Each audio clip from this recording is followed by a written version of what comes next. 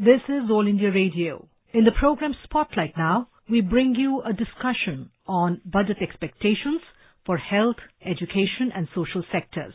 The participants are Shubhmoy Bhattacharjee, economic analyst, and Ruchika Chitravanshi, journalist. The Union Budget 2022 will be presented by Finance Minister Nirmala Sitharaman on the 1st of February. Lots of expectations from this budget because this is going to be the second back-to-back pandemic budget. So obviously, health sector is in focus. There is also a lot of talk about education sector and social sector schemes. A lot of people are looking up to the government to provide some sort of relief to specifically these sectors. Shubhamoy, can you tell us a little bit about what do you expect the budget to have? We can start broadly by health sector because it continues to be in the spotlight for like 2 years in a row because of the pandemic. That's right, Ruchika. I mean, what you talked about as the background setting is so accurate that we are 2 years into the pandemic, and obviously what the government does becomes very significant for the health sector's lookout watch. The problem there is the health sector has got two types of problems when looked at from the government finance. One is obviously it could do with more money. The second is it could do with an upgradation of its capacity. Now, the second part is more difficult. The second part, when I say upgradation of capacity, that means essentially having more nurses, more medical attendants, more doctors. We don't have a problem in terms of supply of equipment, medicines, and so on. That's easily handleable. But in terms of the medical infrastructure, reaching to every person, that is a problem. And I'm not even saying that it's a geographical problem, but it's a problem of capacity of the health sector to deliver.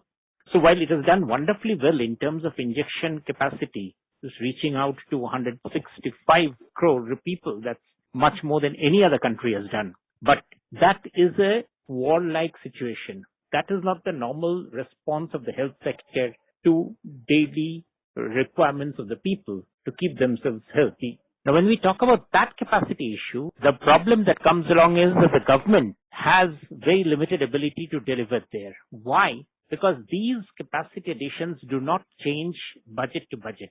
They change over time. So over 5 years, over 10 years, you set up a medical college now, you set up a nursing college now, and it starts delivering over time. That's one of the problems. The other thing is the health sector being extremely disaggregated does not have a very strong capacity to absorb finance. Every year, in every budget, this has been the story for the last 20, 30, 40 years. The health ministry is the one which returns the maximum amount of unspent money to the budget. What does that show? The government spends about roughly, the sentence states to spend about 2.4, 2.5%. If they were to jump it up to 3.5, it will look extremely good as headline news. But in terms of actual spend, the money will be lying there in different levels in the accounts offices. The health departments of various states, the municipalities, the panchayats are not equipped to absorb a rise so fast. That is a very major problem. So these are the two types of problems that the health sector faces. We saw a very major increase in allocation to the health and well-being expenditure in the last budget. Now that covered more than what health ministry entails. And in fact, if you look at just health ministry numbers, there was in fact a bit of a drop in allocation. But we had Swachh Bharat and nutrition. A lot of other elements came into the whole thing. So social sector and health sector are also a bit linked, I believe. So in the past budget, we've seen that there is not a major policy or a strategic shift that happens in the budget. And the government will be somewhat constrained by the financial situation as well. In such a scenario, what is the future for the social schemes in this budget? Do you think that social sector is going to get the kind of priority that is expected? That's a very good point, Ruchika. Essentially, it takes on the same thing that I've been talking about. And this is something that commentators, especially those commenting from abroad, often miss. Health sector or the larger social sector do not have the capacity to spend. Why so? Because health spending or social sector spending essentially means, as I said, two types of spending. One is capacity building. That is the type of people that you need to train to be able to deliver social sector outcomes. And second, you need to be able to make the recipient organizations able to take in that money and spend it well. And social sector, I don't think, will be hamstrung by the fiscal capacity of the government as much by the fact that these sectors do not have the capacity to spend. There was a seminal CAG report from 2014-15 which looked at the major social sectors of the government of India and how much they've been spending over the years. And I again come back to that point that their ability to spend has not improved. And this is something which often is not understood and is not being addressed. And this government is also responsible, earlier governments also, at the state level also, that this is something which requires you to understand, like talking the parable of a car, that if a car is a huge fuel guzzler, doesn't necessarily mean that the car will run fast. You need to improve the efficiency of the car. It might be able to develop a far more speed with far less fuel if its efficiency rises. The system's efficiency at the municipal panchayat levels is extremely weak. The doctors and others, one has to really go into it with a microscope and look at it carefully. And that is not the remit of the central government. That's the remit of the state government. That's the remit of the district level governments to be able to do that sort of work to ensure that they can utilize the fund. So in that sense, budget is not the right sort of platform to look for solutions, I guess. What do you think? One can quite understand. I mean, people would also be feeling frustrated that what is happening?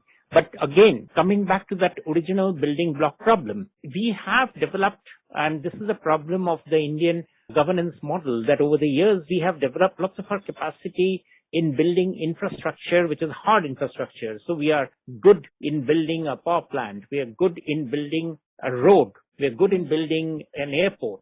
But we are not good at delivering health services because the problem that has happened is not being understood. The ones who need to deliver are hamstrung by lots of problems which is not finance.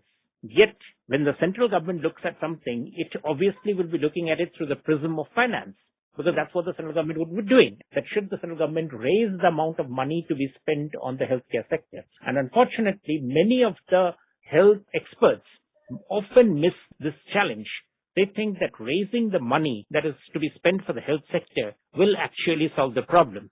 I agree that India spends far less on health than it should be. But today, for instance, supposing a finance minister decides that, okay, let me go hell for leather and raise the money allocation massively. Well, my suspicion is this is not like NREGA. In NREGA, the demand is driven up by the people who are asking for it. And so it doesn't really matter what sort of work you're doing as long as you are sending the money to the pockets of the people. Health sector requires targeted intervention, and that targeted intervention has to come at a far more granular level. Health is on the concurrent list.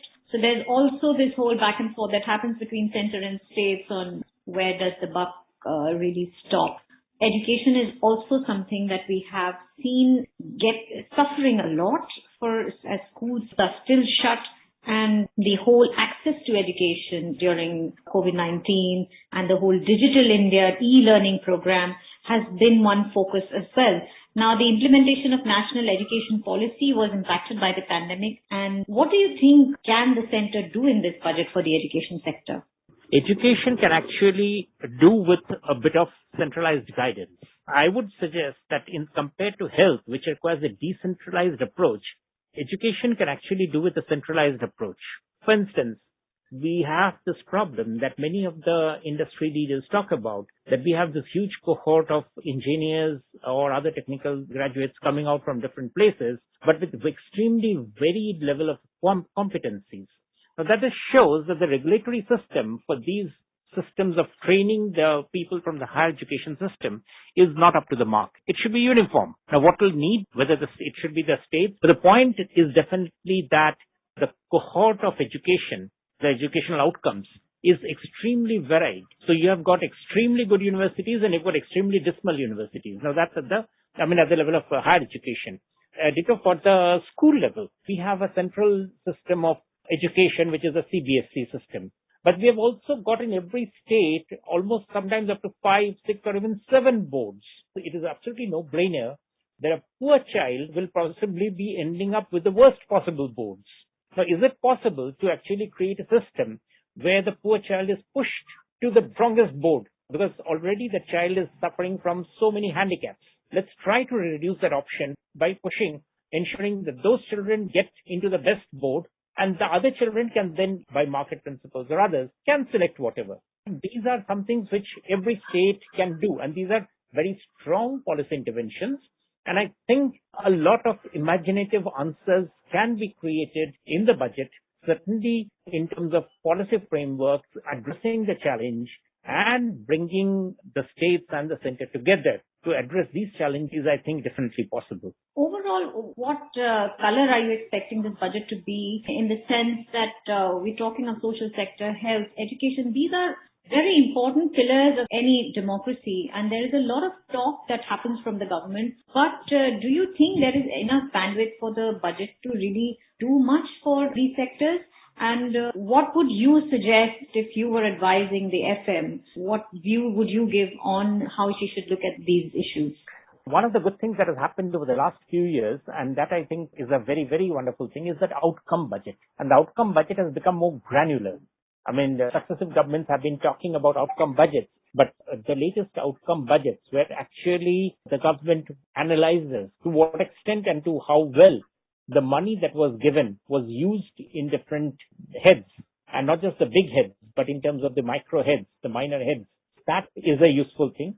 And in the social sector, I think that those are very useful things. I would think that there's a strong role for media to parse through that outcome budget and talk about it a bit more to the people, so that people are involved and get a sense of where the money is being spent.